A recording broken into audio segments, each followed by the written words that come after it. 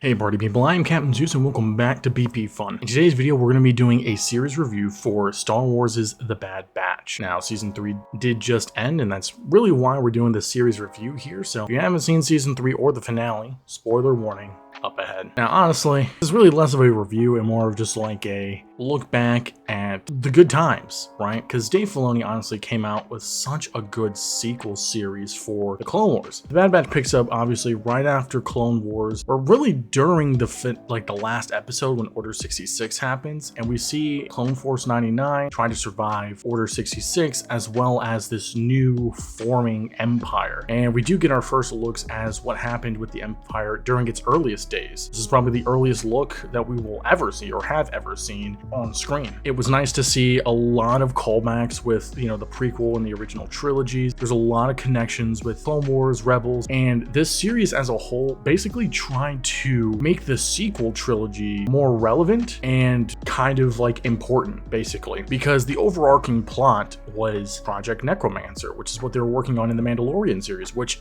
is basically trying to resurrect or clone Emperor Palpatine. And because the sequel trilogy didn't do so well whatsoever, specifically the finale of it, the Rise of Skywalker, Dave Filoni had to play cleanup once again, just like how he did with the prequels with the Clone Wars series. He basically was playing cleanup and made things a lot better for that saga. Now, obviously, there's a lot of callbacks to, Rex, Cody, a lot of the clones that we've met during the Clone Wars. We also got to see some live action characters from the Mandalorian, i.e. Fennec Chan, and honestly there's a lot of nerdiness in this series. A lot of cameos, a lot of nods, and the first season was very intense. It was great, nothing wrong with it except for a couple of episodes here and there, just like the second season where it felt more like filler because they became bounty hunters at the time. Besides those like little filler episodes, which still were kind of relevant, the pacing of the show did slow down and the story stayed consistently interesting. At its core, obviously, it was Project Necromancer and they were after Omega. That's basically the whole series. But there's obviously more to it because we're seeing the adjustment of the clones to the new empire. We're seeing the clones rebel. We're seeing what happens to those that leave, what the beginning flowers of the rebellion is.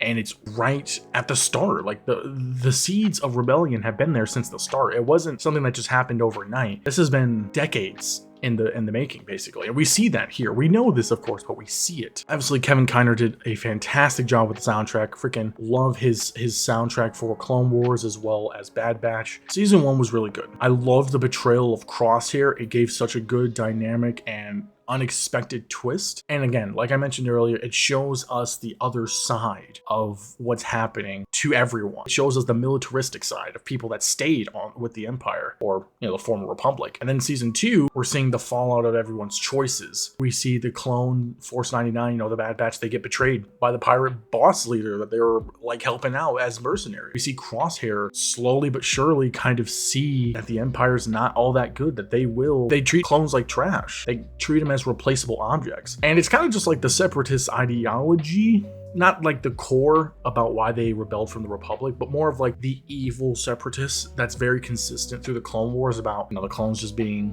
tool, etc., etc. And honestly, season 2 was also, like the finale was also freaking good because we see the Bad Batch lose. We see them fail. And that's where season 3 picks up again. They succeed, but then they fail again. And it's like, oh, dude, the way they do it in this show is just, the writing is so good. And you can tell that there is so much care being put into this series, just like how there was with Clone Wars, and specifically the final season of Clone Wars. This is giving off that same exact vibe. This season 3, was the slowest of all the seasons, which if you're not really into slow series, shows, movies, whatever, it's going to be rough for you. However, the story is still captivating. Yes, there are times where the episodes, it's like a part 2 of it, right? Where it's like, oh, this takes place into the next episode. And that's consistent with Bad Batch in general, where the pacing is slower than most shows, especially compared to Star Wars shows, but it's not boring. And I think that's the big thing here is Bad Batch is not boring by any means. You have plenty of action. You have enticing character development with not only Crosshair and the Bad Batch themselves, but even with the outside characters and clones. Like you're seeing, like I said, the seeds of rebellion. And honestly, this was, I felt, a very, very good homage and like a thank you to the fans, to the dedicated fans, especially of those of the older generation. I just loved how this turned out. It was so good. And the fact that the ending of season 3 is tying directly into the rebellion. We're seeing Hunter getting all old. We're seeing Omega all grown up. She's joining the rebellion as a pilot, which I would love for a little bit more lore onto that as to where she placed in the hierarchy. I don't need like a spin-off show of her. I just need something that shows, hey, Omega was here in the rebellion. You know what I mean? Kind of like how we saw that Hera was here in the rebellion after Rebels. Like, I don't need a spin-off of Hera. I just need to know where she's at, basically. And it's just cool to see that the clones aren't all just dead after Order 66, that they're still alive, that they're out there. So, I mean, that's also good for like future potential projects, because I believe all the clones that were freed from the Paris are all on Pandora, whatever the planet's called. So that just means like there's a whole planet of clones and their descendants, clone descendants. That's a huge potential storyline later on. Maybe we could see that in the Mandalorian movie, right? Where he's dealing with descendants of clones. Maybe that's something that happens in like a sequel to the sequel trilogy, where we're dealing with a generation of clone descendants. I don't know. There's just a lot of rambling, but overall, I mean, honestly, this show was so good. Season 1, I would probably give like a 9 out of 10. Season 2, I'd give like an 8.5 out of 10, because it was kind of like for a little bit. But season 3 I would give like a 9 out of 10. And the series as a whole, I'd give a 9 out of 10. It was so freaking good. I mean, I'd give it a 9.5 out of 10, honestly. I could rewatch this with no issue. It's so good. Just like how I can go back and watch Clone Wars whenever, I can watch this whenever. Now, granted, with Clone Wars, I really just want to watch the last few seasons, because that's when all the juicy stuff is happening, especially season 7. But yeah, Bad Batch was so good. I felt like this was an end of an era. Like, I hope from now on, we're not going to get any more content taking place between 3 and 4 during the Empire saga.